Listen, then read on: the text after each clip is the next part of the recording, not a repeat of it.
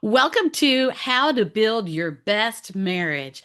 I'm going to share with you today three things that hold you back from a great relationship. And then I'm going to share with you 12 core values that, when practiced, contribute to a loving, long lasting marriage. Well, here's what I found there are three reasons that couples are not able to find those relationship skills that they need to build a long lasting marriage. Here's number one: they've never seen one before. Yes, they've never seen one before. There are so many divorces, so many single parent families these days that often, even if your parents were married for many years, you were never able to see a successful, loving marriage. What did your parents' relationship look like? Was it loving, kind? Did they support each other? Were they teammates? Well, if that's your story, you got it made because you can emulate that. But here's the thing that I found is it takes two people and that everyone comes from different families. So even if you do have those skills, you may have to work it out with your spouse so they can understand what that kind of family looks like. All right, so number one, never saw one before, because if you never saw something, you can't emulate it, can you? The second thing is that sometimes there are those people who are just so self-absorbed and they are unwilling to work with you on figuring out what makes a great relationship. You can let them listen to the Extraordinary Marriage podcast, right? Maybe they're hear some things that they just haven't ever thought about. But they're self-absorbed and they're unwilling, and they don't even realize it.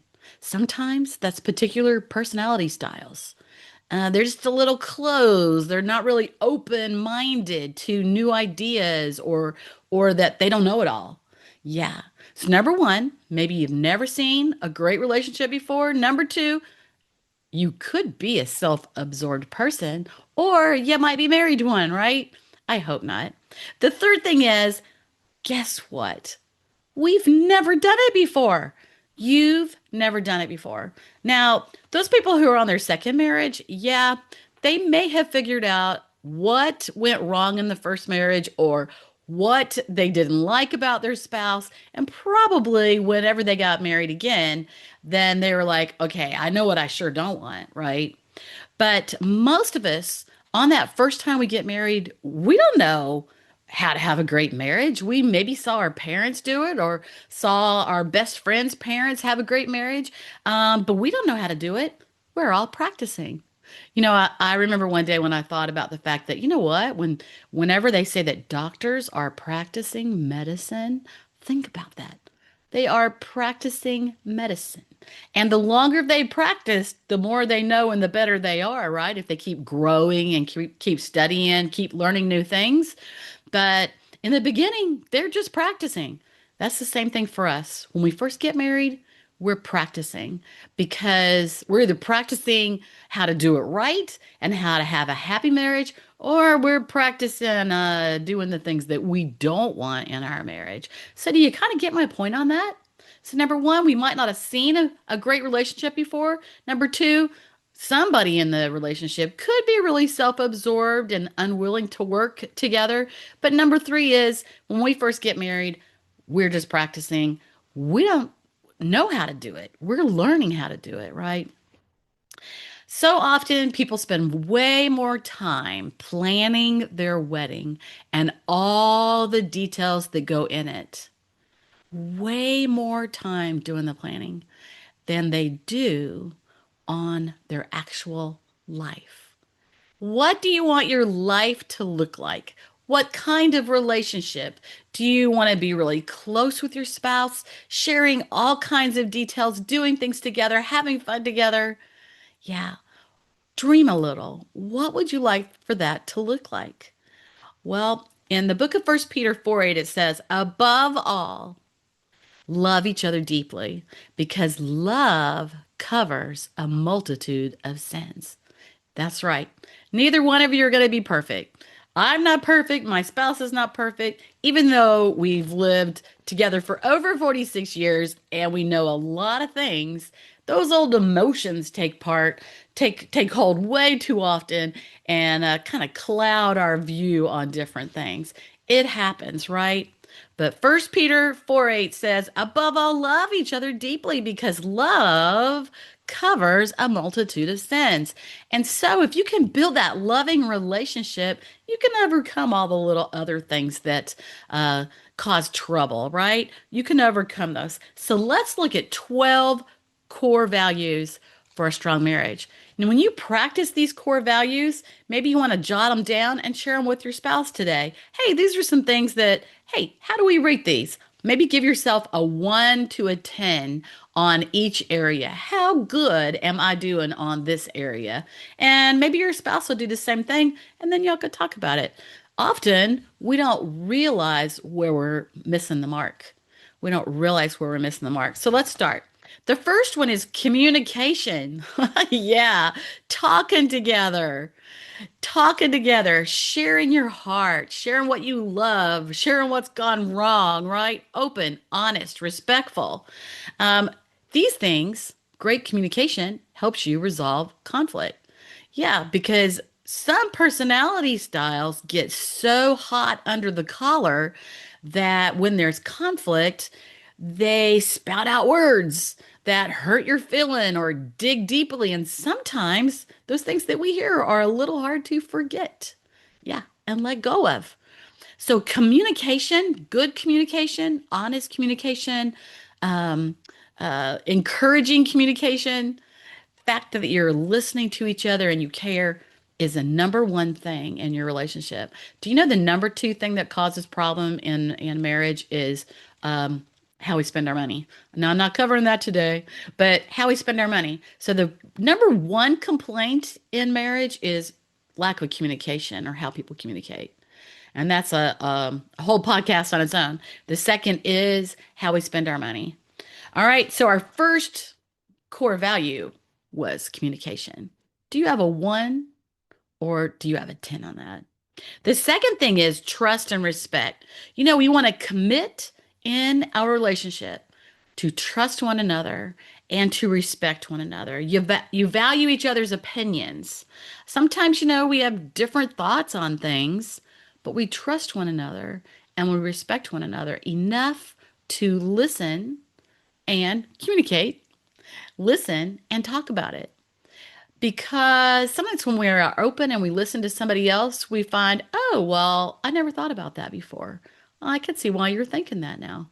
So we want to communicate and we want to build that trust and respect. The third thing is we want to commit to being loyal to our spouse. Why? Because they're our number one. Our spouse is our number one. They're our priority and they're our teammates. And whenever you are loyal to your spouse and they know that you put them first, it builds a lot of rapport. It builds that love. It builds that trust. You're loyal to one another. That means, you know, you can say to your spouse, you're the most important person to me. And everything I do is going to be about you. Number four is you want to commit to honesty all the time. Yeah, sometimes you might want to have a little white lie, but when my spouse is honest with me, then that helps me with trusting them, right? When your spouse is honest with you, then you trust them. It's like you take away one of these core values and it leaves a big black hole in your relationship. And every time you're walking by that area, you're going to fall into that big black hole. But whenever all the values are practiced, it builds a strong foundation. So, four, we want to commit to building that honesty, being transparent with each other. Five, we want to commit to being commit to fidelity, faithfulness, and loyalty in the relationship, both emotional and physical. I mean, Think about it. Husbands and wives have that close intimate relationship that nobody else has with them. And we want to commit to that. And that builds a strong relationship, strong marriage. Number six, we want to commit to appreciation. Now, this is one of those things that so often we give attention to what we don't like, what we're irritated about. And I like to talk a lot of times about the deposits and the withdrawals. And every time we are complaining about something, um, questioning something, we are withdrawing from our relationship. Yeah. And if you think about the bank and you make too many withdrawals, you're out of money. Well, in your marriage, if you make too many withdrawals, you are literally withdrawing from the love bank, the trust bank, the appreciation bank. And when you continue to take and take and take, it's empty.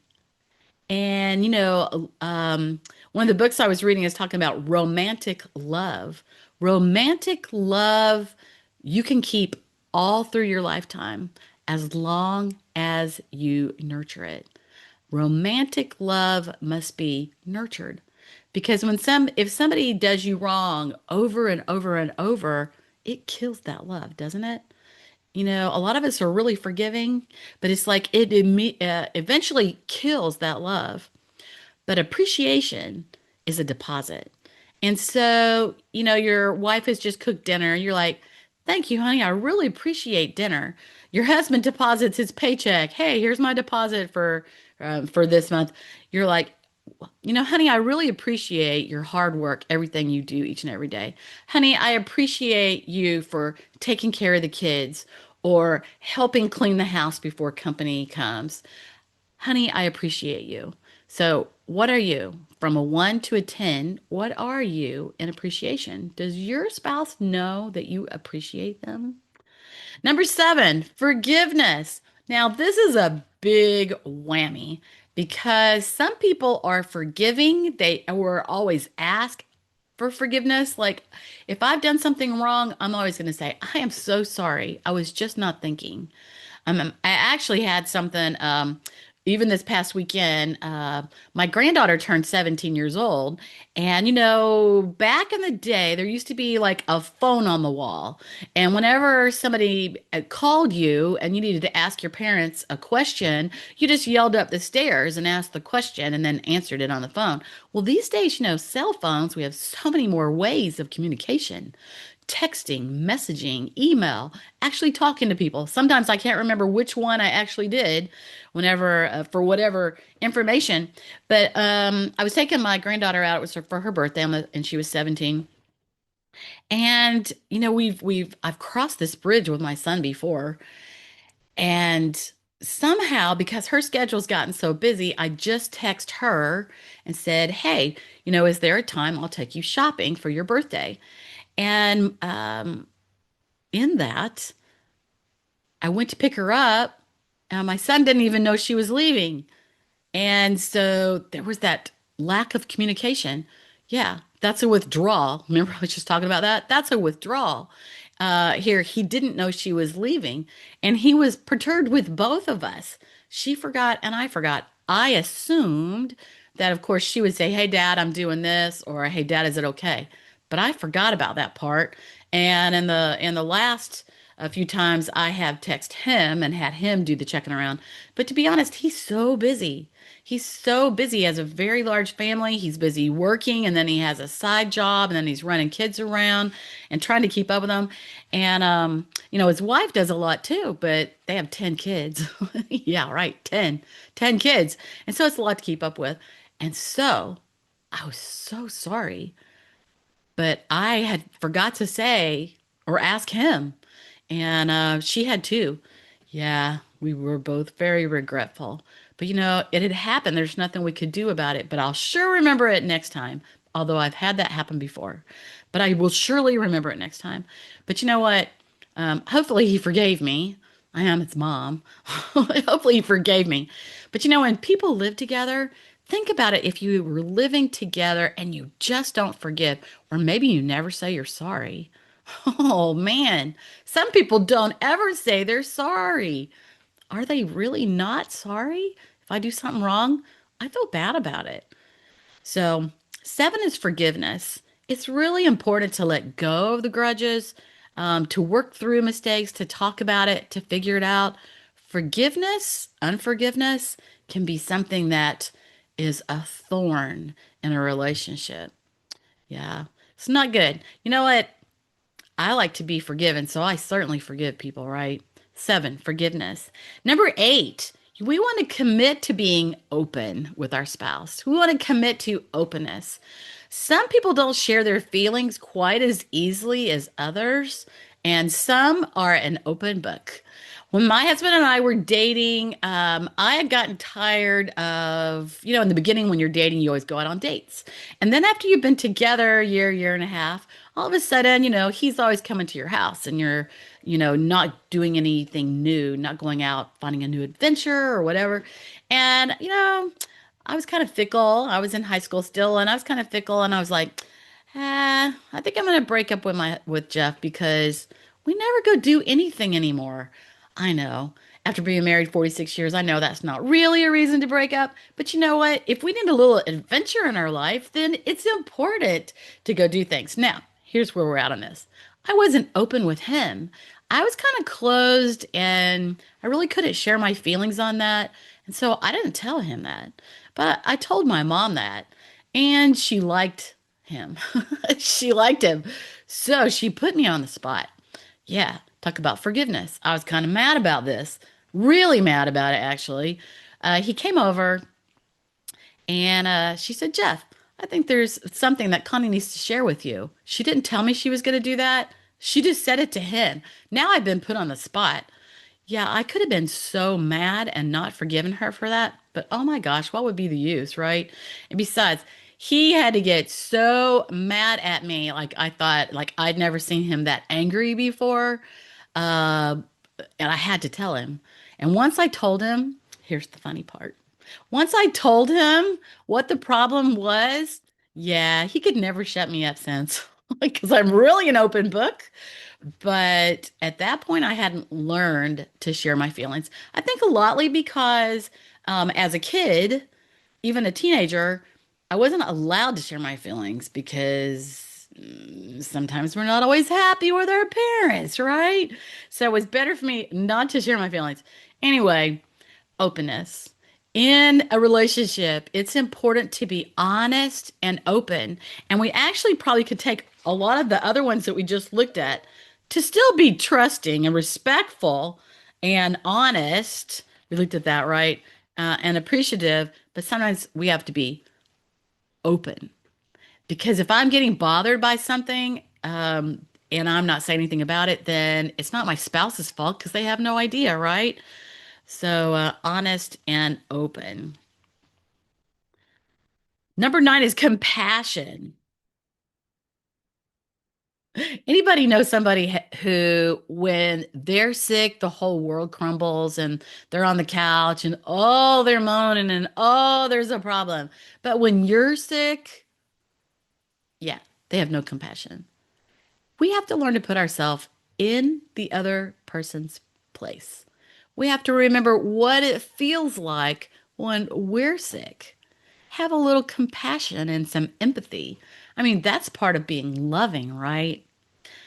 The 10th one is equality. A core value is committing to and practicing equality. Like, my feelings are just as important as your feelings. Equality, sharing responsibilities, making decisions together.